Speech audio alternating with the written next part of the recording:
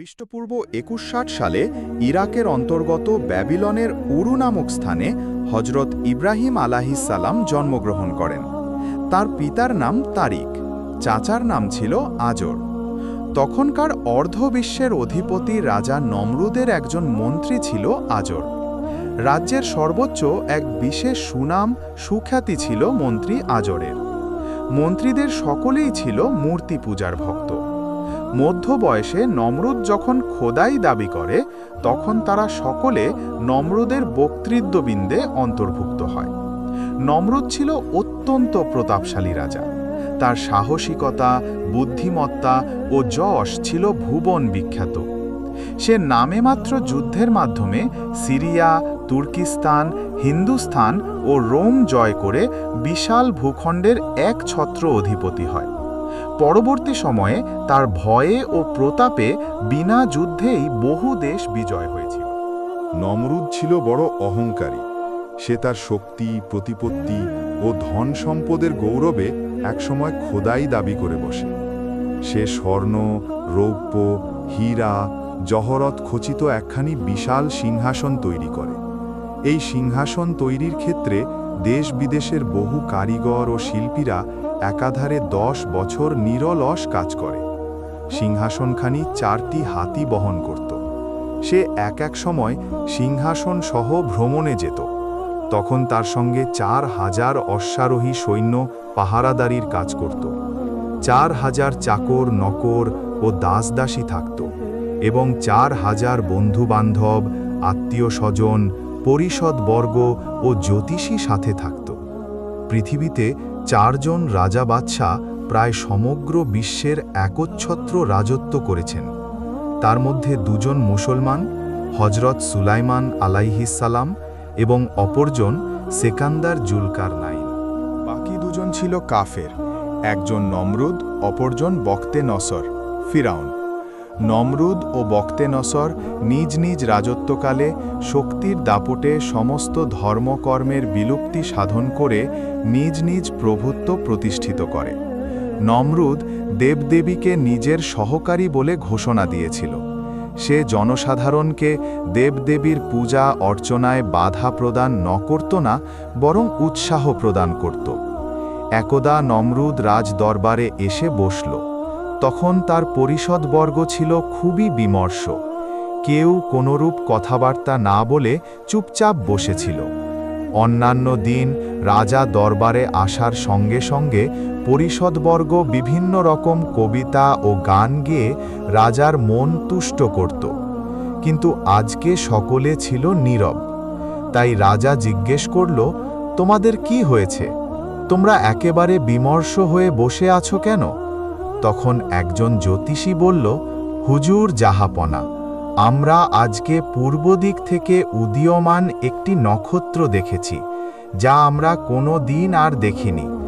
এ নক্ষত্রটি যে অশুভ ইঙ্গিত বহন করছে তাতে সন্দেহ নেই। নমরুদের জ্যোতিষীদের কথা শুনে নমরুদ বলল, সে নক্ষত্রটি কিরূপ এবং উহা কি অশুভ বয়ে আনতে পারে? জ্যোতিষী বলল, জাহাপনা, নক্ষত্রটি প্রমাণ করছে যে আগামী 2-3 দিনের মধ্যে এক পিতার বীর্য মাতৃগর্ভে প্রবেশ করবে। যে বীর্যে এমন এক সন্তান পয়দা হবে যিনি আপনার রাজ্য ধ্বংস করবে, আপনার খোদাই দাবি অসার করে দিবেন। জ্যোতিষীর কথা শুনে নমরুদ খুব বিচলিত হয়ে পড়ল। জ্যোতিষীদেরকে নমরুদ জিজ্ঞেস করল, এর প্রতিকার কি আছে?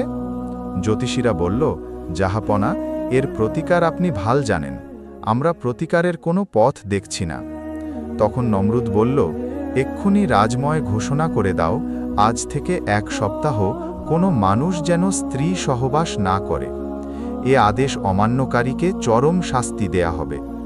নমরুদের নির্দেশের সাথে সাথে সারা দেশের সর্বসাধারণকে আদেশটি জানিয়ে দেয়া হলো। হজরত ইব্রাহিম আলাইহিসসালামের পিতা তারিক নমরুদের রাত্রিকালীন পাহারাদারির চাকরি করতেন। তিনি নমরুদের ঘোষণা শোনার পরে কামলালাশায় অসহ্য হয়ে উঠলেন। ইব্রাহিম আলাইহিসসালামের মাতাও অনুরূপ যৌন লিন্দায় অধীর হয়ে ওঠেন। এমতাবস্থায় গভীর রাত্রে ইব্রাহিম আলাইহিসসালামের মাতা রাজ দরবারে চলে আসেন এবং নমরুদের মহলে প্রবেশ করেন। সেখানে সে তারিককে তরবারি ও মশাল নিয়ে পাহারারত অবস্থায় দেখতে পান। দারোয়ান ও অন্যান্য পাহারাদারেরা সকলেই ঘুমিয়েছিল। খোদ নমরুদ ঘুমে বিভোর ছিল।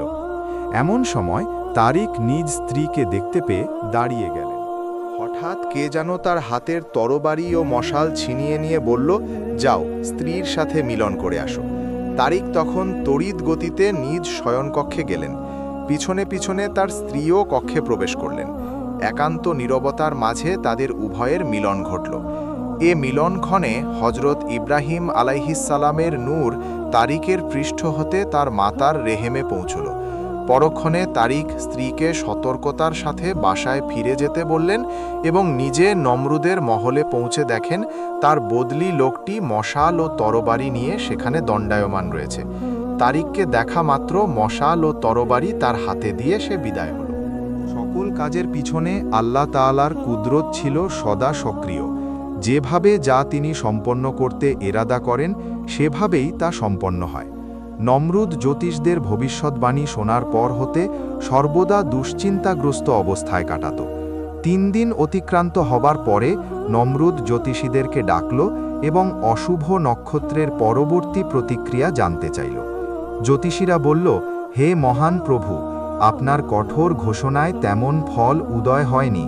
সে অশুভ শাস্তি গত পরশুদিন রাত্রে পিতার পৃষ্ঠদেশ হতে মাতার রেহেমে চলে গেছে। জ্যোতিষীদের কথা শুনে নমরুদ রাজ্যময় ঘোষণা দিল, আগামী 1 বছর পর্যন্ত আমার রাজ্যে যত সন্তান ভূমিষ্ঠ হবে তাদেরকে আঁতুর ঘরেই মেরে ফেলতে হবে। এবার শুধু ঘোষণা নয়, দেশের সর্বত্র গুপ্তচর, পাহারাদার ও সৈন্য মোতায়েন করে দিল, যাতে কোনো গর্ভবতী তার সন্তানকে জীবিত রাখতে না পারে। দেশব্যাপী অভিযান আরম্ভ হল। দৈনিক শত শত সন্তানকে হত্যা করা শুরু হলো। নমরুদ নিজ খোদাই দাবি টিকিয়ে রাখার নিমিত্ত দুর্দান্ত প্রচেষ্টা চালিয়ে যেতে লাগল। দেশের অধিকাংশ মানুষ আকাশের খোদার উপর বিশ্বাসী ছিল। তা দেখে নমরুদ একবার ঘোষণা দিল, আমি আকাশের খোদার বিরুদ্ধে যুদ্ধ করে তাকে হত্যা করব। এ মর্মে সে এক পাল পাহাড়ি শকুন এনে ওগুলোকে তালিম দিতে লাগল। ওরা যেন নমরুদের ছড়ি বহন করে আকাশে নিয়ে যেতে পারে এবং সেখানে বসে সে আকাশের খোদার বিরুদ্ধে যুদ্ধ করবে।